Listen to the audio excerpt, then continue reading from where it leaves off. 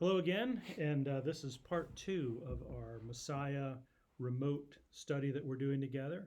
And there's a handout that Wayne has made available that you can download, and you might want to have that available for this discussion, and certainly to listen to the music, you want to have that in front of you.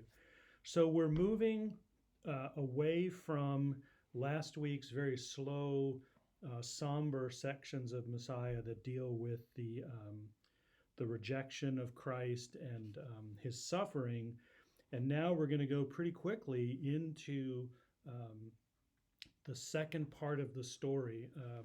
If you think about how Wayne oftentimes points out this idea of a chiasm in a story where you have all the topics, the story essentially moving from one end into a center point and then back out again.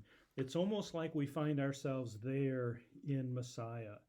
We have come from the prophecy and all the stories related to the birth of Christ, and then the story continues up into his suffering. And today we're going to listen to the music that describes the crucifixion, and then the story opens up and goes the other way. On my handout, I've got these two arrows that sort of illustrate what happens in the story. The first couple of scenes in this part of Messiah are about sufferings and trial, and then today, ultimately, the death of Christ.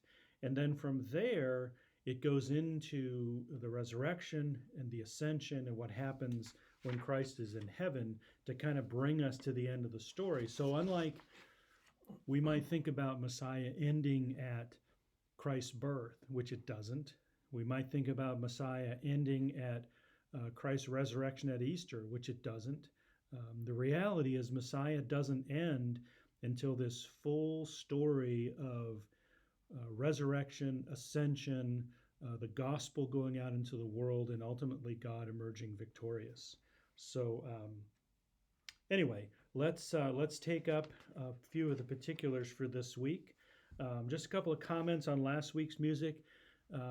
You'll if you had a chance to listen to it, you may recall how slow and methodic the music was. Very plodding when it was talking about Christ being despised and rejected of men. And then hopefully you saw the change in the musical pattern where everything shifted to these the scourging with the rapid blows of Christ and the description that Handel built into the music itself. So last week it was all about the suffering of Christ, and today we're going to move to the death, resurrection, and ascension. On the handout, I've got some timing marks noted for that one particular performance of Messiah. So we're going to pick up Messiah at about the 1 hour 13:27 mark, and we're going to listen through about 1 hour 29:14. But certainly, you're more than welcome to, and in fact, encouraged to listen to a little bit before today's sections and some afterwards, so you can pick up the continuity of the whole piece as we listen through, because it really does flow from one end to the other. A couple of notes on this week's selections. So, in scene two, the very first new part of the music we're going to listen to today, we're going to have the section of the piece that talks about the death of Messiah. And it is very, very short. It is a recitative where the singer sings from Isaiah 53, "He was cut off out of the land of the living. For the transgressions of thy people he was stricken." If you're not paying attention, you might miss the whole the death part of Christ. It's very, very short.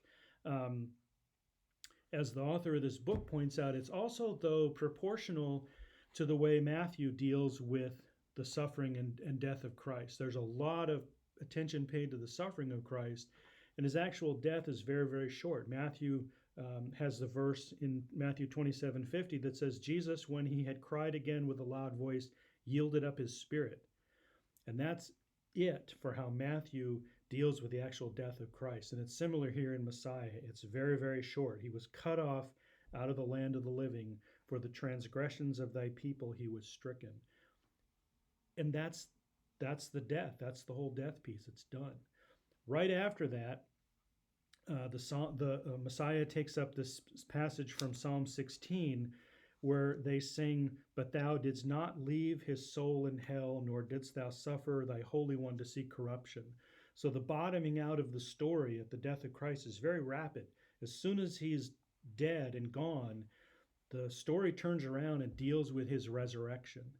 And so it's a very quick turnaround time after that. Then you'll notice that Messiah goes into this wonderful chorus from Psalm 24, where it really takes up this notion of the ascension of Christ. And I was thinking this week that oftentimes, as I was growing up, the focus of really about the whole life of Christ was all about death and resurrection. And it was as if the culmination of the life of Christ was in his resurrection. And we never really talked much about ascension after that. Now, Wayne talked a lot about this in Revelation, where the ascension of Christ and his emplacement in heaven. So this chorus in scene 3, "Lift up your heads, O you gates," is about the ascension of Christ. And it comes from chapter 24 of Psalm, I believe it's verses 7 through 10. And where the psalmist writes, "Lift up your heads, O gates, be lifted up, O ancient doors, and the King of glory may come in." And when you listen to the chorus, Handel wrote the chorus. It was intended to be antiphonal, which is two choirs singing back and forth. So the music is wonderful because you kind of get this back and forth approach to the music.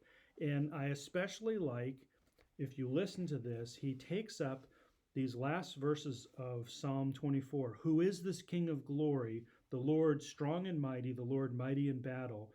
Lift up your heads, O gates, and lift them up."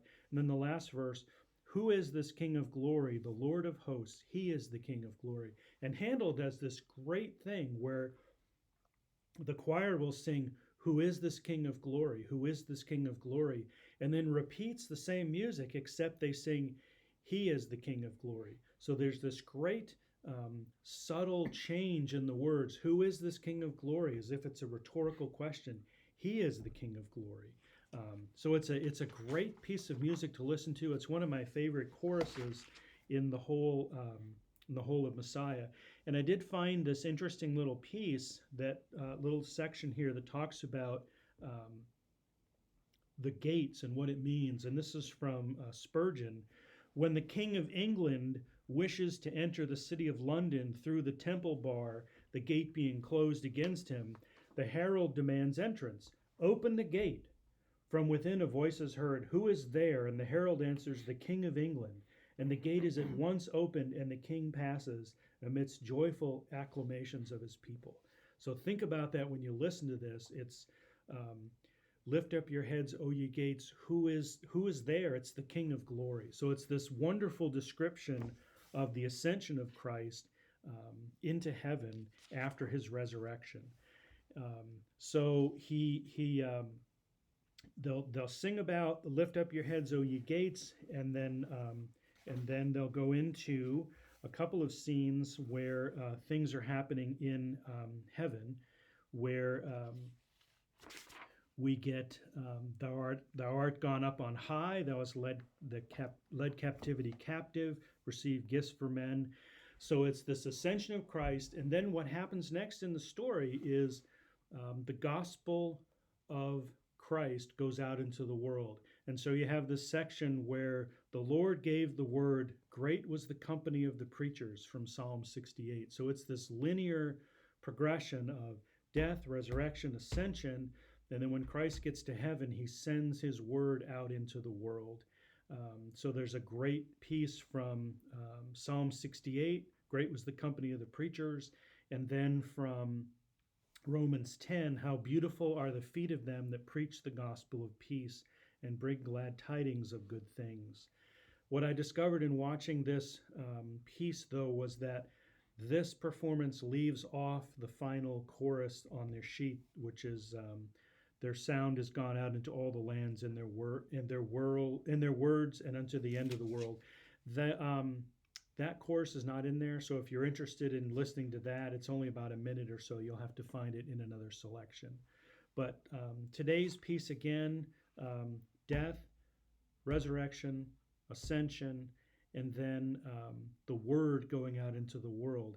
And then next week, what we're going to do is we're gonna listen to what happens when the word goes out into the world, how it was rejected by some nations, and then how God responds to that rejection of the word and conquers the world. So for this week, though, we're on the upswing. So we're listening to the resurrection, the ascension, Christ entering heaven, and His word, the gospel going out into the world. So hopefully you can find this on YouTube. You can listen to Messiah. You can have the sheets in front of you while you listen to the music, and you'll be blessed by what it says and by the work that Handel did. So that's all I have for this week. Enjoy the music, be safe, and we'll be back next week with the third lesson.